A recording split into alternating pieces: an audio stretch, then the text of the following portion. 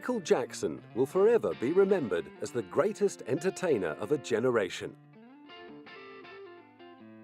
His groundbreaking dance moves, iconic vocal style, and countless hit singles have cemented him in the hearts and hips of legions of devoted fans around the world.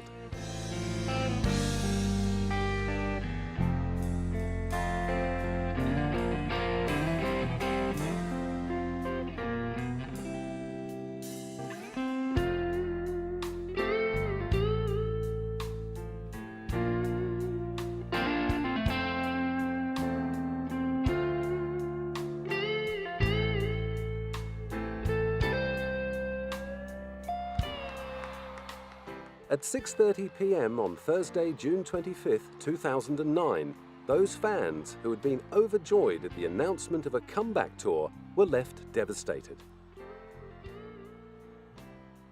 The King of Pop had been pronounced dead. This is hard. My brother, the legendary King of Pop, Michael Jackson, passed away on Thursday, June 25th, 2009 at 2:26 p.m. At just 50 years old, Michael Jackson had suffered a fatal heart attack. Found in his rented home in Bel Air at 12:30 p.m., news of Jackson's collapse had flown throughout the world, and when the terrible truth was finally revealed, loyal fans plummeted into despair.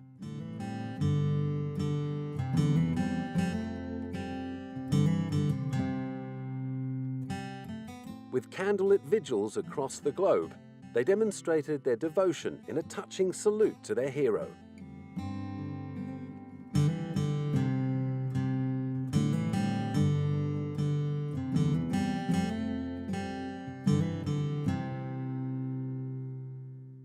Many were struggling to come to terms with the realization that he was gone.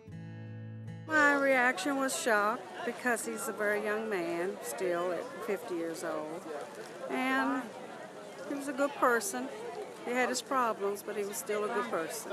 It's kind of devastating. He's one of those people that you never would have thought of dying so soon, because you think of all he did for like music and music videos and pop culture. The Jackson estate in Encino, California became a shrine to Michael, with flowers, balloons, and messages strewn along the walls and outside the gates as fans gathered to pay their last respects.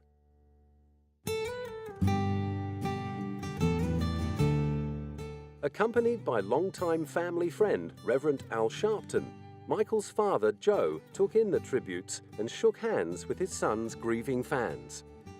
And the family and I are very proud to see all of you come out here and help us with this whole situation, because we know that we do have fans all over the world. We know that we are loved all over the world. But one thing that I wish could have happened, I wish that Michael could be here to see all this, have to wait till something happened like this before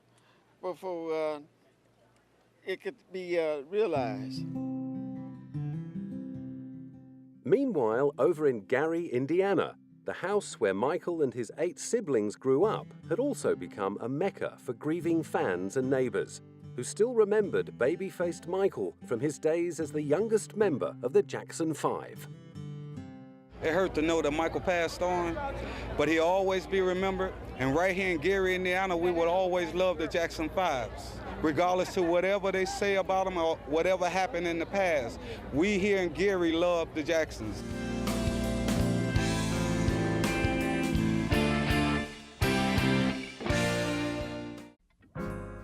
"25 miles southeast of downtown Chicago, the city of Gary was founded in 1906 by the United States Steel Corporation. It got its name from company chairman Elbert H. Gary, and was one of the first cities in the U.S. to elect an African-American mayor. It was here that former boxer Joseph Walter Jackson settled with his new wife Catherine in 1949. While Catherine got straight down to the business of raising children, Joe took a full-time job as a crane operator at the steel mill to support their growing family, although clearly his passion lay in another direction. In the mid-1950s, he embarked on a musical career, playing guitar in a band called the Falcons with his brother Luther. When the Falcons failed to score a record contract, the reality of having 7 young mouths to feed forced Joe to return to his old job at the steel mill. But before long, he'd begun pouring his creative aspirations into a family singing act made up of his 3 eldest sons. As the Jackson brothers, Jackie, Tito and Jermaine were backed up on congas and tambourine by Marlon and 6-year-old Michael, who soon began to eclipse his older brothers with his singing and dancing talents. Stopping at nothing to make the group a success, Joe put the boys through strenuous rehearsals. But there was no shortage of love and comfort to be found in the arms of their mother. Everyone loved Catherine. I think that she was very much revered. She was a very spiritual woman, a Jehovah's Witness, and she was the gentle force in the Jackson family. In 1967, with 9-year-old Michael at the helm, the Jackson brothers became the Jackson 5. After winning a talent show at a local high school performing soul and R&B hits, Joe got busy booking his young prodigies into black clubs and venues around Gary and Chicago on the Chitlin circuit. All the while, little Michael continued honing his singing and dancing skills, learning from watching the likes of James Brown, Marvin Gaye and Etta James.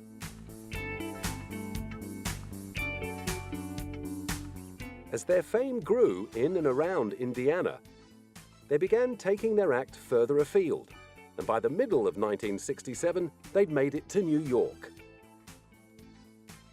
With the help of R&B legends Sam and Dave, they scored a spot at the prestigious Amateur Night competition at the Apollo Theater in Harlem. Billed as the place where stars are born and legends are made, the famous theater, which had played host to legends like Ella Fitzgerald and Billie Holiday, certainly lived up to its promise for the Jackson 5. After winning the Amateur Night Showdown on August 13, Gladys Knight brought them to the attention of Motown chief Berry Gordy. Although Berry was initially reluctant to take on another child act, after signing Little Stevie Wonder, he eventually granted them an audition at Motown, and in late 1968, he was blown away by a 10-year-old Michael Jackson. He always wanted to be the best, and was willing to work as hard as it took to be that. And we could all see, that he was a winner at that age. And I've always believed winners are winners long before they win, and picking them out before they win was very easy with Michael Jackson. The following year, he moved the Jackson 5 to California to begin grooming them as Motown's next hit-making act. In a later interview, he described the group as, quote-unquote, the last big stars to come rolling off my assembly line. While the older brothers stayed with Berry, Marlon and Michael moved in with Motown queen Diana Ross. The move was all part of a cunning marketing plan to attach Motown's newest act to one of its biggest stars. The press kit later claimed that Diana had personally discovered the group and introduced them to Motown. The next step was to buy the group out of their contract with the Steeltown label, which had released 3 Jackson 5 singles the previous year. Written by Berry Gordy and the Corporation, the Jackson 5's first single, I Want You Back, hit #1 in 1970 and made 11-year-old Michael an instant sensation. They followed up with 3 more consecutive Billboard #1s. Within a year, Jackson Mania was sweeping the nation. In 1971, Motown decided to capitalize on the surging popularity of their youngest star by launching a spin-off solo career for Michael. As well as landing a top 5 hit with the single Got to Be There, he also sang the title track to the movie Ben. Taken from his second solo album of the same name, it was to be the first #1 single of his solo career. They're back there doing it together, and he just sort of grew up under the Motown banner. And while most people think that he had no fun in his childhood, he did a lot that brought joy to him. But with Michael and the rest of the Jackson 5 maturing musically as well as physically, They felt stifled and blamed their declining success on Motown's refusal to grant them creative control. In 1975, they made the move to CBS. After another 3 years of touring and recording with the Jacksons, Michael was ready for his next big adventure when he got the call from his former landlady and ex-Motown stablemate, Diana Ross. Diana had been cast as Dorothy in the big screen version of the Broadway musical The Wiz. Directed by Sidney Lumet and set in New York City, it was to be an all-black reworking of the 1939 adaptation of Frank Baum's Wizard of Oz. Signing on to play the brainless Scarecrow, it gave Michael a chance to flex his acting muscles. It also introduced him to arranger, composer, and producer extraordinaire Quincy Jones. Quincy had been so impressed with Michael's dedication to nailing the graceful moves of the Scarecrow in The Wiz that when he got the call to co-produce the young singer's next album, he jumped at the chance. The result of their first collaboration was the 1979 smash Off the Wall, which had one reviewer hailing Michael as probably the best singer in the world right now in terms of style and technique. Rolling Stone magazine pronounced Michael's feathery timbered tenor extraordinarily beautiful. Michael wrote 3 songs on the album, including the #1 single, Don't Stop Till You Get Enough. Other songs were provided by Paul McCartney and fellow former child star Stevie Wonder, who co-wrote I Can't Help It. The album's title song and the hit Rock With You were penned by British songwriter Rod Temperton. Off the Wall became the first album by a solo artist to generate 4 US top 10 hits and has since gone on to sell over 20 million copies worldwide. At 21 years old, Michael Jackson had mastered the transition from cute child prodigy to full-blown pop superstar. Now he was public property. Everywhere he went, people loved him, and Michael loved them right back. Those years, we could hang out, and we could go to things together, like see The Wiz and see on Broadway. He liked Stephanie Mills and The Wiz. And, watch the kids come up to him and all want the autographs. And I would say, why don't you just sign, MJ instead of Michael Jackson, just the way Andy Warhol always signs everything AW. He says, oh no, I could never do that. These are my fans. These people make me. And he was so darling and sincere and sweet in those years. Some loved him for his music. For others, it was his dancing.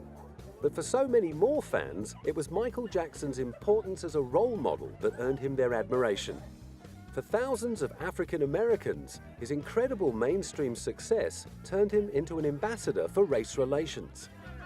By Off the Wall, he was doing amazingly well, and that was his first cover of Rolling Stone, and we were breaking barriers. It was very hard to get someone who wasn't white on the cover of magazines or even MTV. Mobbed by fans wherever he went, people of all colors were chanting his name in the streets, queuing for hours for a glimpse of him, then fainting at the sight of him. With Michael egging them on, they would even chase him across highways. Children from every corner of the globe wanted to sing like him, dress like him, and dance like him. But there could only ever be one Michael Jackson. And in 1982, he was on the verge of boldly going where no other entertainer had ever gone before. First up, he was asked to contribute a theme song to Steven Spielberg's blockbuster children's fantasy, E.T.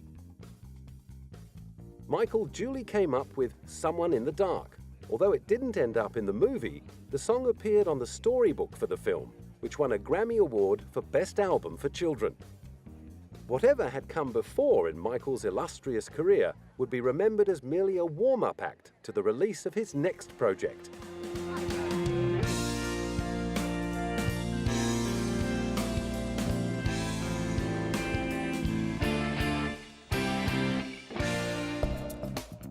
On November the 30th, 1982, the world was introduced to the album that would go down in history as the biggest seller of all time.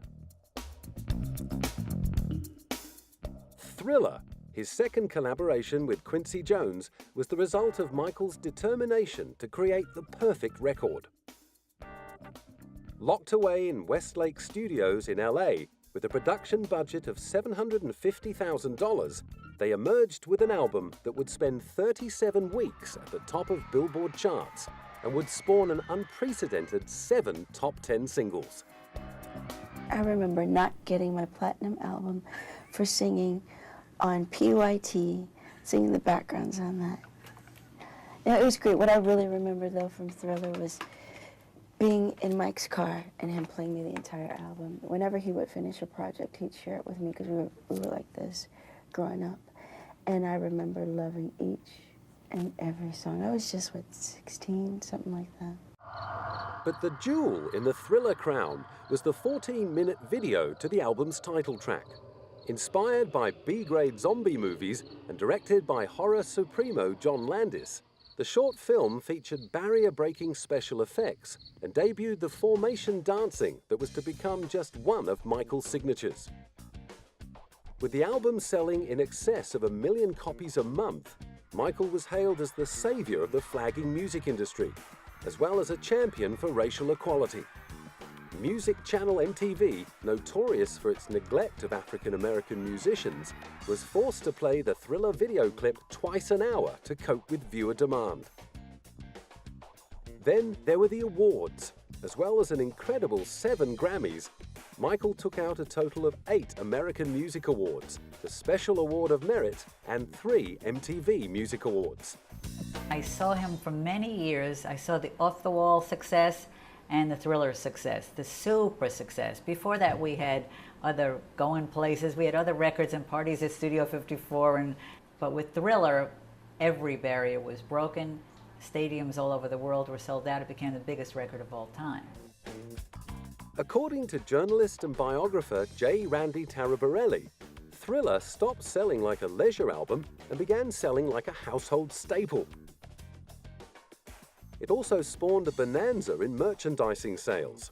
Alongside Michael Jackson dolls, T-shirts, and other memorabilia, there were millions to be made from sales of the making of Michael Jackson's Thriller documentary. The so-called one-man rescue team for the music business even had future President George Bush eating out of his gloved hand. It was fantastic. The 80s were fantastic. It's probably as good as our record business will ever be. I mean, on that basis. Number one, for many reasons, because of vinyl. People would wear vinyl out. They had to go buy 2 and 3 copies. I was lucky. I had the 2 best engineers on the planet, Phil Ramone and Bruce Swedien, and they had minors in music. They were both musical and technical sonic minds. And to this day, every city I go to in the world, Shanghai, Shenzhen, wherever, Rio, Cairo, at that magic hour, I hear those records. Don't stop till you get enough from 30 years ago, and it blows my mind. It really does. But it's all the songs and Michael's talent and the production and everything else, but sonically, it's hard to beat. Without doubt, Thriller owed much of its phenomenal success to Michael's dazzling performance in the famous 1983 television special to celebrate the 25th anniversary of Motown.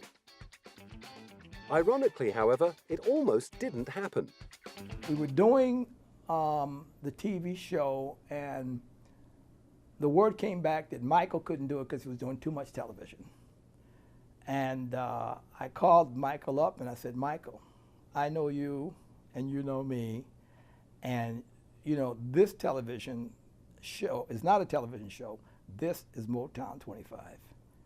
And he said, I'll be there. And he came there, and then he did the moonwalk.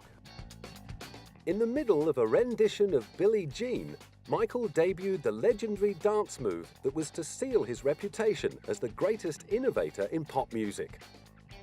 The performance, witnessed by 47 million viewers, was declared a career-defining moment by commentators and drew comparisons with appearances by the Beatles and Elvis Presley on The Ed Sullivan Show in the 1960s. Developed by Michael after studying the great master of mime, Marcel Marceau, the moonwalk has since become one of the best-known dance techniques in the world. Right at the very height of his powers, however, Michael was headed for a date with destiny that would have serious physical and psychological repercussions in his life. A year after releasing Thriller, he signed a record-shattering deal with soft drink manufacturer Pepsi.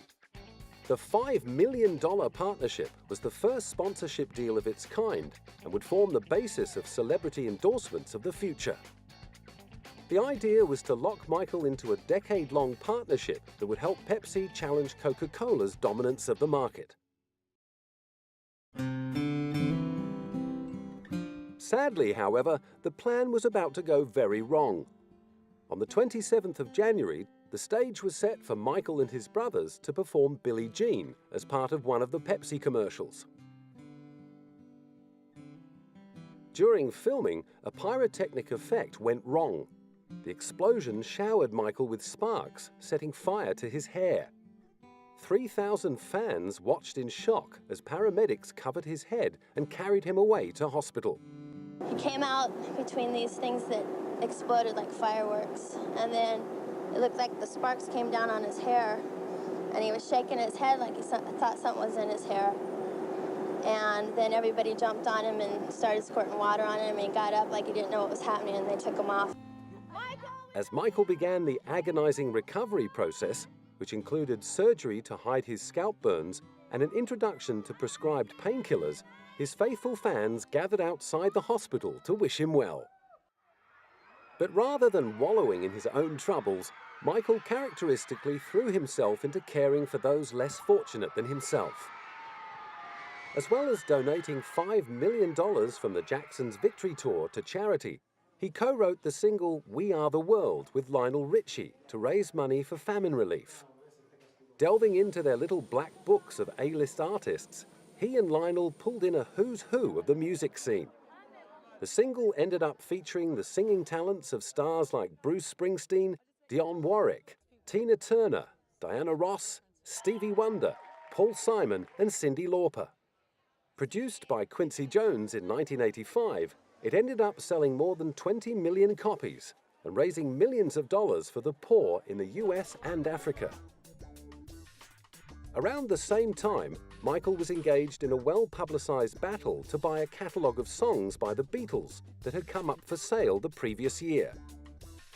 Rumours abounded that Michael's aggressive bid had caused a rift with his old friend Paul McCartney, with whom he'd recorded the hits The Girl Is Mine and Say, Say, Say.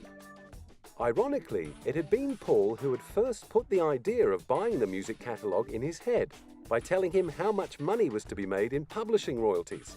And in actual fact, when the Northern Songs catalogue came up for sale, although Paul had considered launching a late bid for the songs in league with John's widow, Yoko, he had pulled out of the race, leaving Michael to battle it out with other serious contenders in negotiations that lasted 10 months. He ended up winning the catalogue at a cost of $47.5 million. As the 80s wore on, media attention began to focus on Michael's perceived eccentricities. What was really going on behind those aviator sunglasses? First, there was his pet chimp, Bubbles. Then there were reports that he slept in a hyperbaric chamber, talk of plastic surgery, and rumors that he bought the bones of the Elephant Man. Many of the rumors were claimed to have been leaked to the press by Michael's own publicists.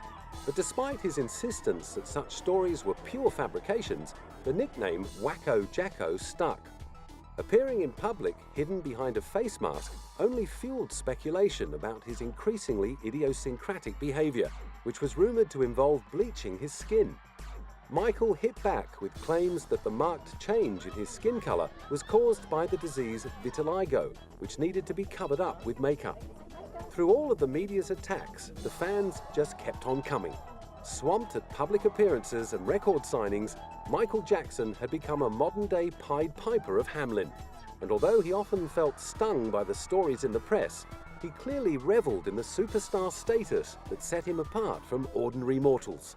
Michael Jackson refuses to give in to the rumour that he is not a normal human being. He seems to kind of want people to not believe he's like everybody else. And I don't think he should. Why should he? You know, apart from anything else, he's broken every sales record on earth. He has achieved things that nobody else has. So why should he just pretend to be, I don't know, Damon Albarn from Blur? Wherever the man in the mask went, he was met with a media frenzy. And like the ringmaster in a three-ring circus, he never forgot his role as entertainer and knew exactly how to work the crowd.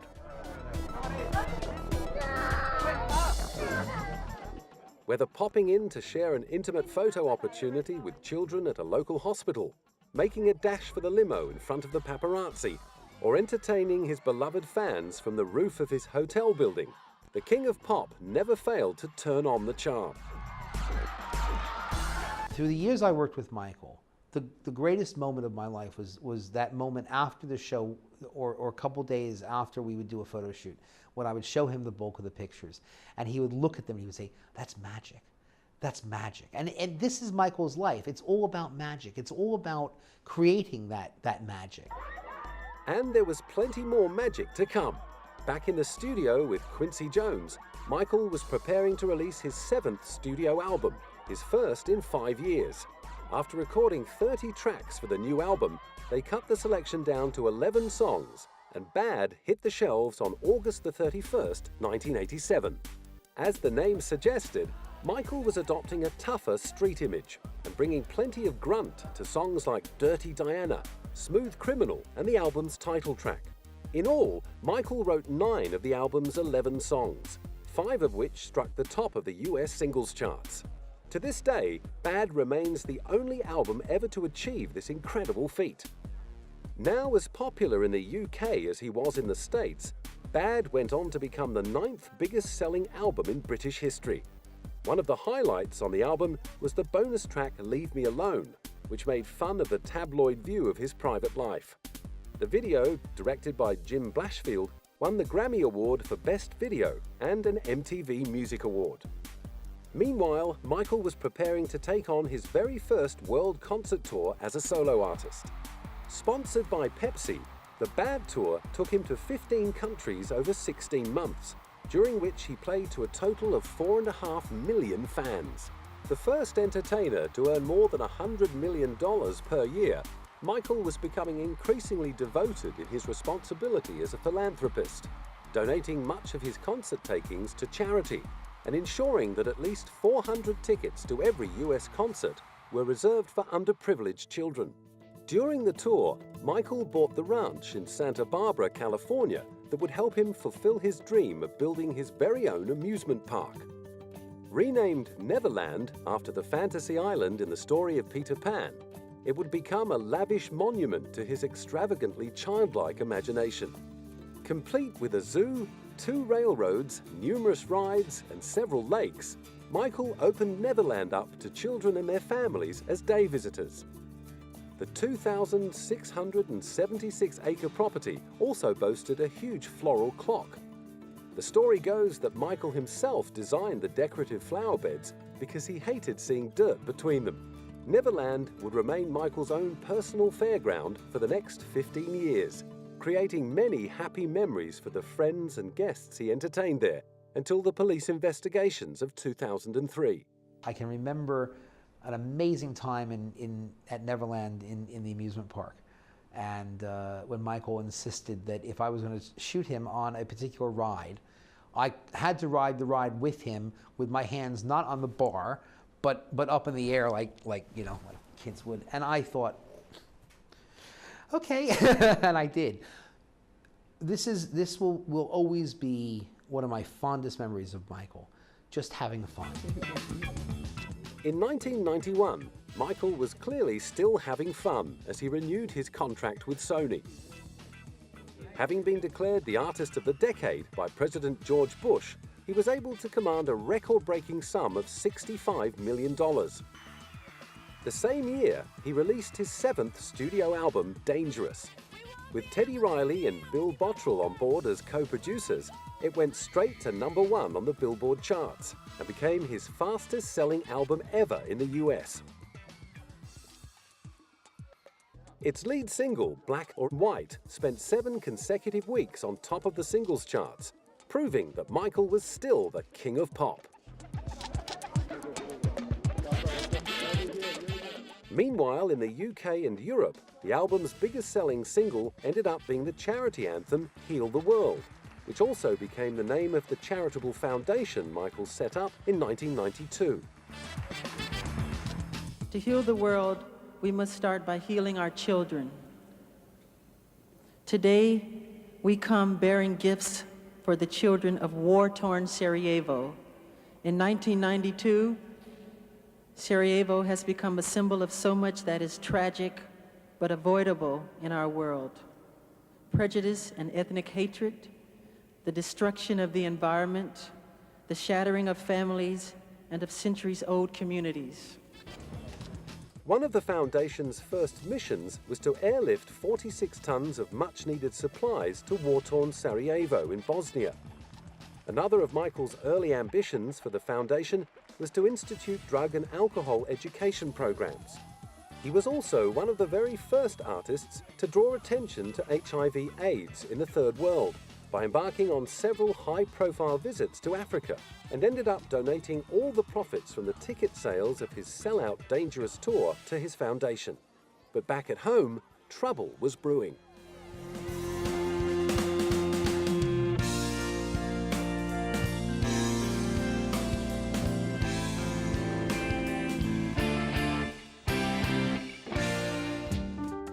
On August the 18th, 1993, as Michael prepared to start the third leg of his tour, the Los Angeles Police Department began a criminal investigation into child abuse claims.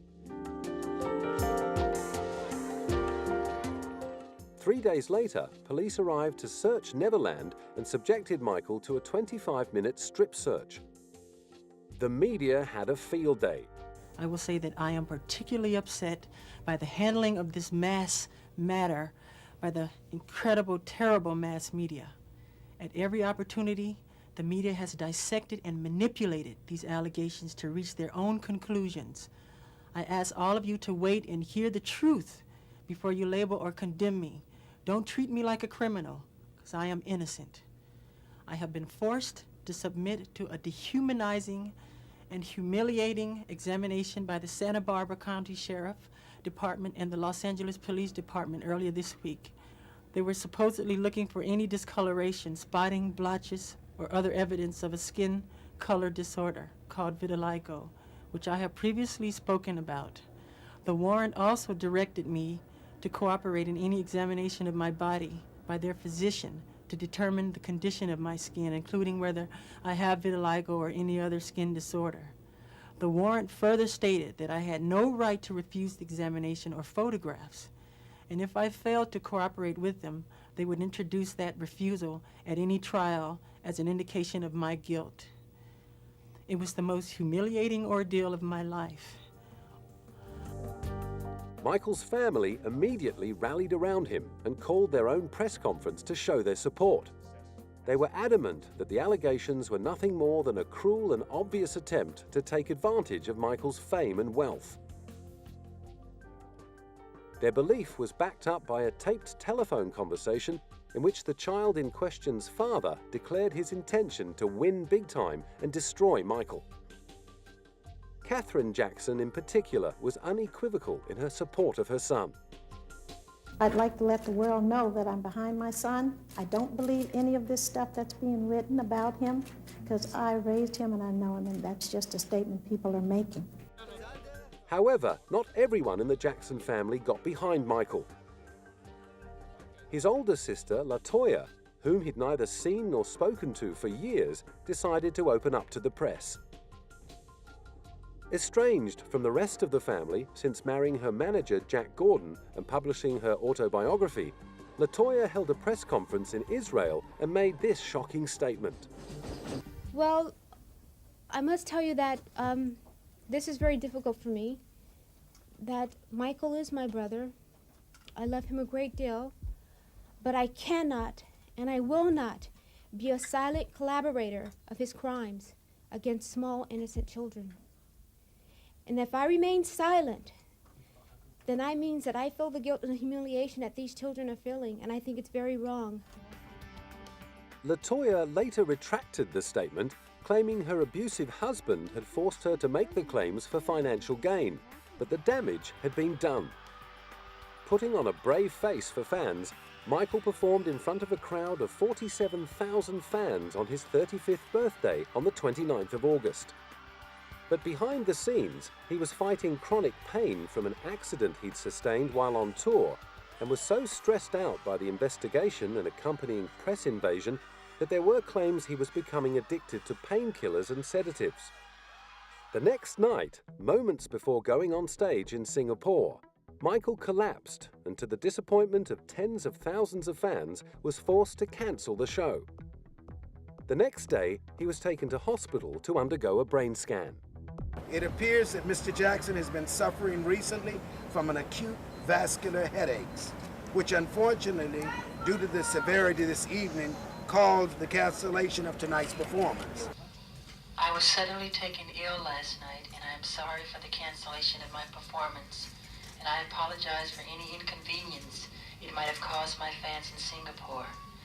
I look forward to seeing you at the stadium tomorrow. Thank you for your continued support and understanding. I love you all. Thank you. Michael's one source of consolation throughout the ordeal was his romance with Elvis Presley's daughter, Lisa Marie. Understanding the pressures of living under the intense glare of the media spotlight, Lisa Marie became his confidant and source of emotional support. During their many conversations over the phone, she ended up falling for him, and they were married in the Dominican Republic in May 1994. Lisa Marie has since revealed that during the marriage, a troubled Michael confessed his fears that he might come to the same tragic end as her father. And after 20 months together, the gulf between the lovers had grown too wide. While Michael had been desperate to start a family, Lisa Marie already had 2 young children from her first marriage to Danny Keogh and didn't want any more. On January 18, 1996, her divorce from Michael was finalized, although they would remain friends for the rest of his life. However, the disturbances in Michael's private life hadn't distracted him from his first love, making music. On June 15, 1995, he'd released the biggest collection of his career. The double album, History, Past, Present and Future, Book 1, contained 15 former hits and 15 new tracks, and would become the biggest-selling multiple-disc album of all time, with sales of 20 million worldwide. The lead single was a duet with his baby sister Janet. Scream hit back at the tabloid coverage of the 1993 child sexual abuse accusations aimed at him, and the record-breaking $7 million video to the song won him a Grammy Award. Despite all the negative media attention of the past few years, his fans remained as devoted as ever, sending the album's second single, You're Not Alone, straight into the Guinness Book of World Records for becoming the first single ever to debut at the top of the Billboard charts.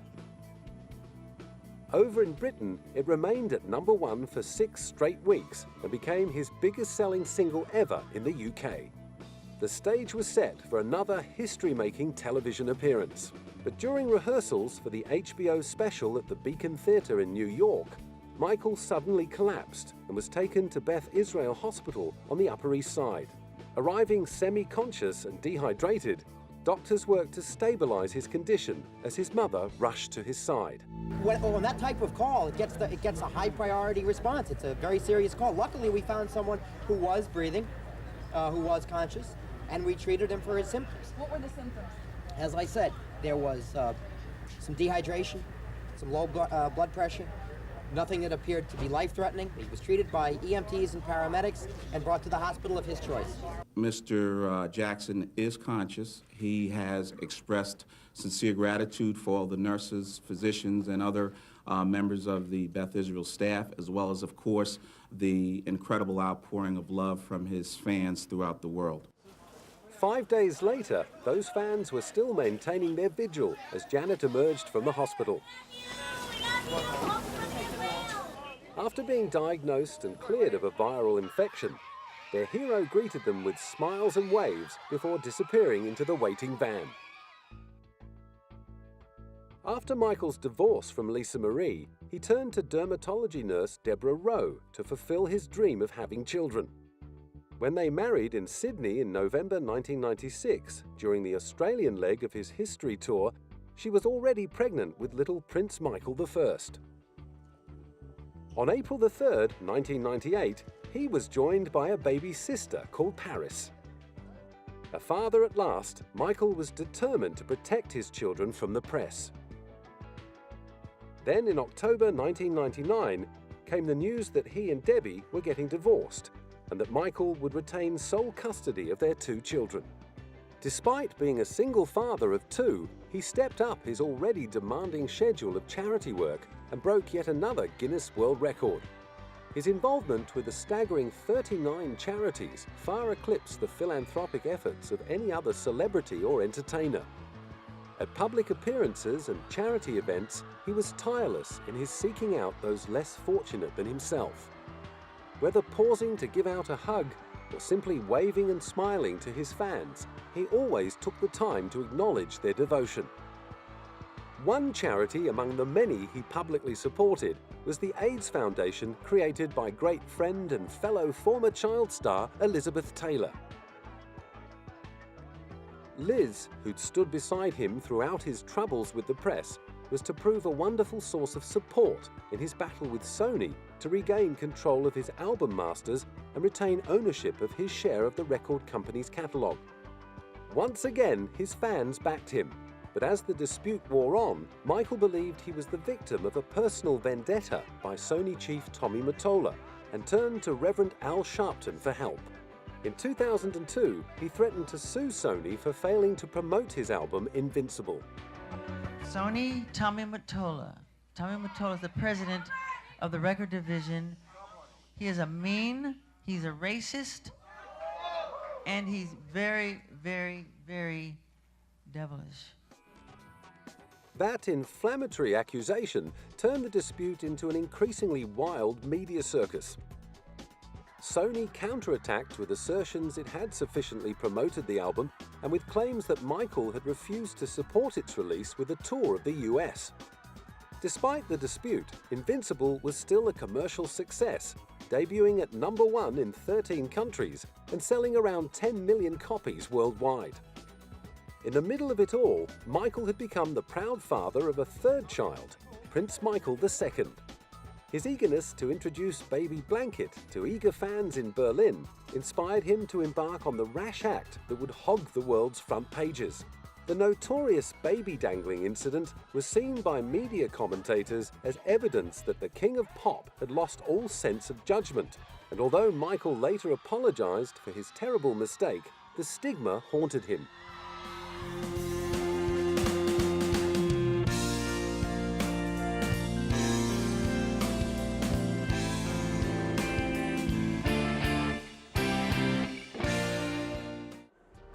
Tragically, Michael's most traumatic media ordeal was still to come.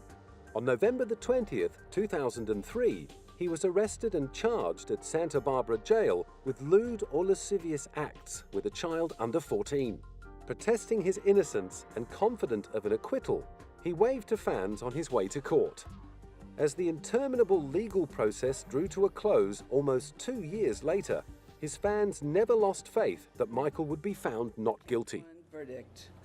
We, the jury in the above entitled case, find the defendant not guilty of conspiracy as charged in count 1 of the indictment. Emotionally and mentally drained, as well as physically exhausted, Michael waved to the faithful in weary relief that the torment was over. But the terrible experience had taken a huge toll, and Michael needed to recover away from the spotlight. After the trial, he flew to the Persian Gulf and stayed as the guest of Sheikh Abdullah in Bahrain.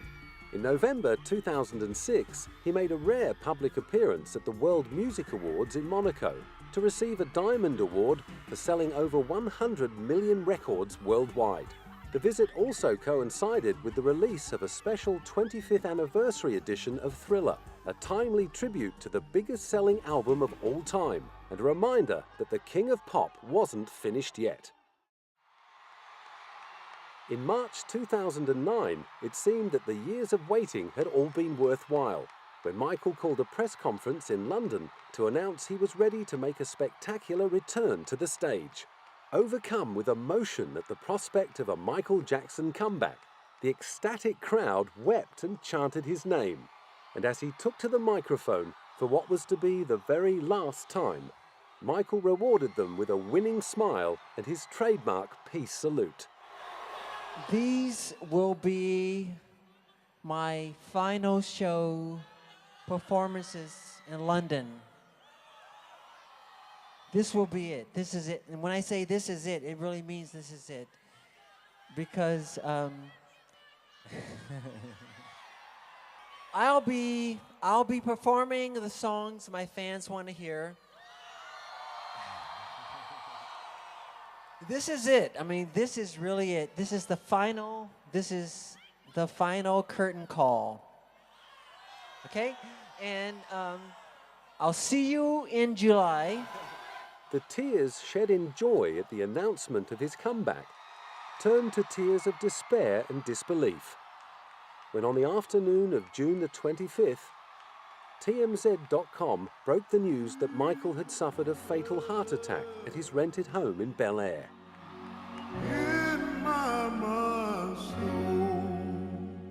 United in their grief, fans across the globe immediately went into mourning.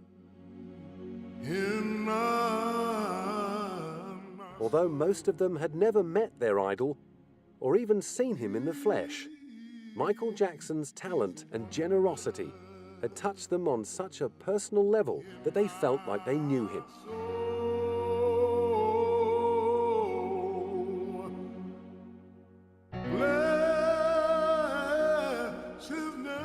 On July 7th, 1 billion people tuned in to his memorial service to pay their last respects to an artist who will not only be remembered as a consummate entertainer, but also as a great humanitarian, a loving father, and a devoted icon.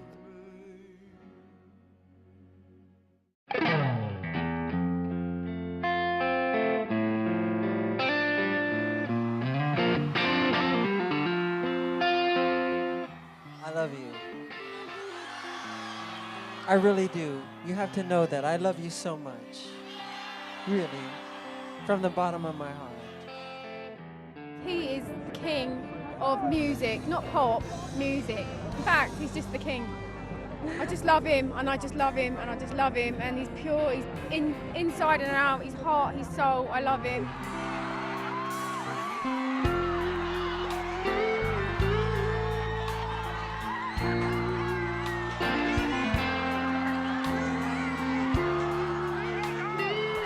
Michael Jackson changed my life. When I saw him moonwalk, when I heard him sing, when I seen him perform, he was life-changing. He's the greatest artist of our time. Talent and music will stay. Of course, you have to be young, you have to be beautiful, talented, I'm saying, but Michael Jackson is one of the best.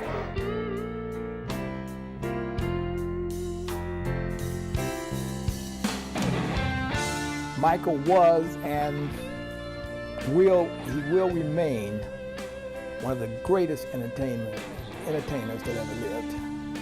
One of the greatest entertainers that ever lived.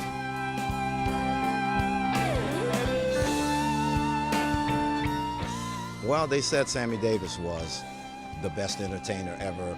I put Michael right up there with him. Michael worked hard. You could see it when he hit the stage.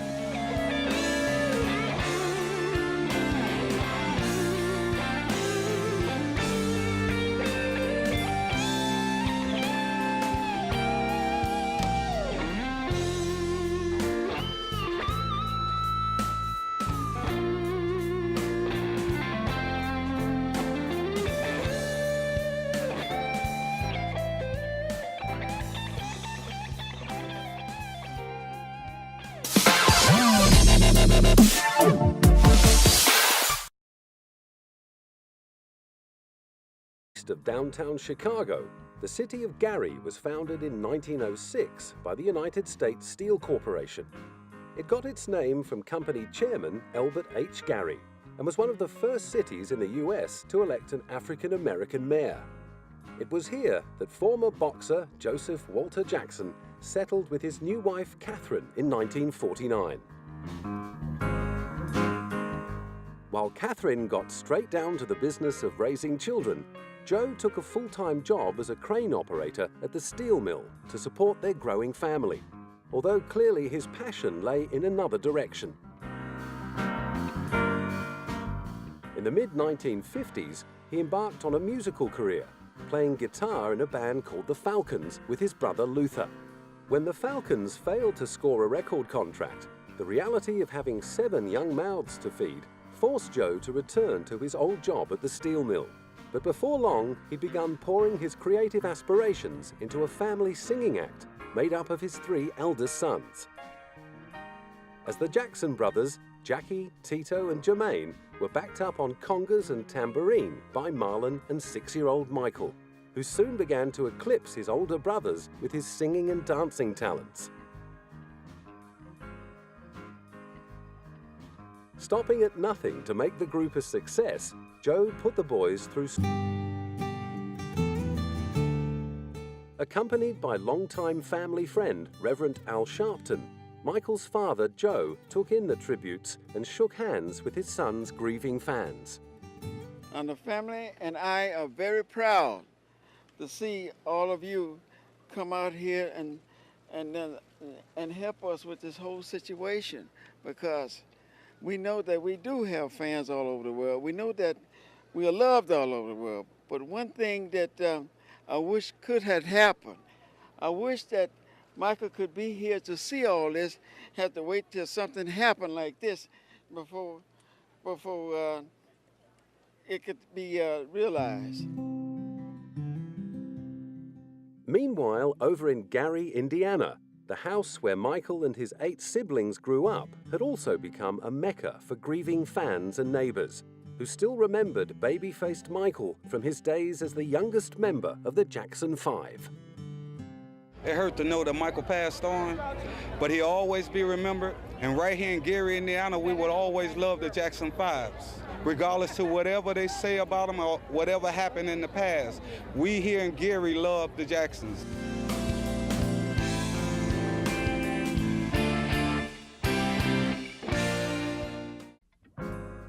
"25 miles southeast strenuous rehearsals, but there was no shortage of love and comfort to be found in the arms of their mother.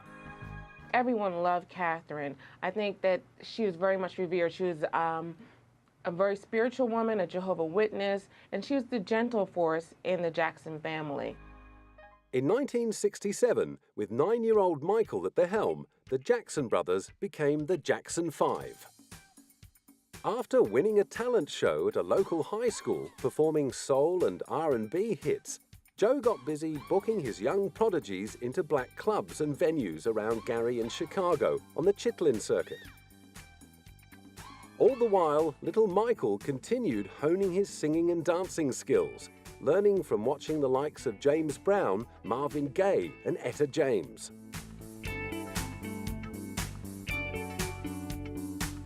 As their fame grew in and around Indiana, they began taking their act further afield, and by the middle of 1967, they'd made it to New York.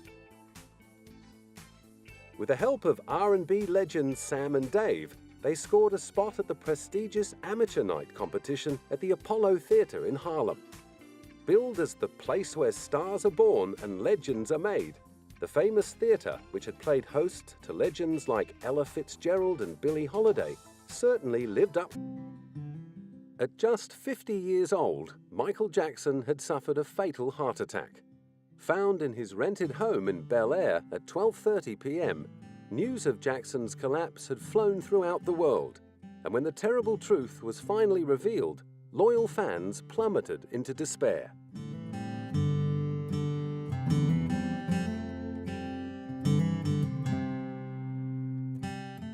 With candlelit vigils across the globe, they demonstrated their devotion in a touching salute to their hero.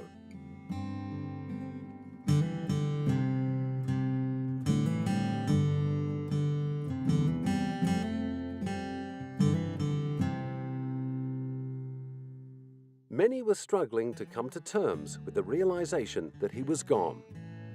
My reaction was shock, because he's a very young man, still at 50 years old. And he was a good person. He had his problems, but he was still a good person. It's kind of devastating. He's one of those people that you never would have thought of dying so soon, because we think of all he did for like music and music videos and pop culture. The Jackson estate in Encino, California became a shrine to Michael, with flowers, balloons and messages strewn along the walls and outside the gates as fans gathered to pay their last respects.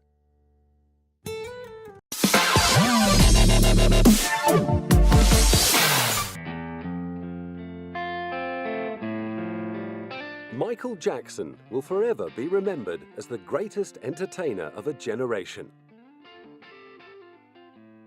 His groundbreaking dance moves, iconic vocal style, and countless hit singles have cemented him in the hearts and hips of legions of devoted fans around the world.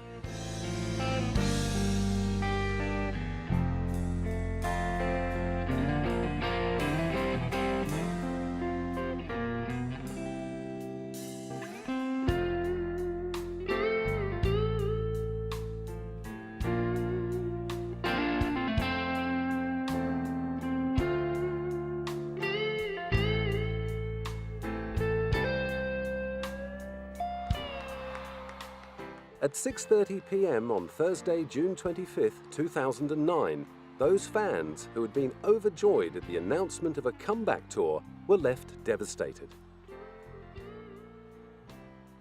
The King of Pop had been pronounced dead. This is hard. My brother, the legendary King of Pop, Michael Jackson, passed away on Thursday, June 25th, 2009 at 2:26 p.m.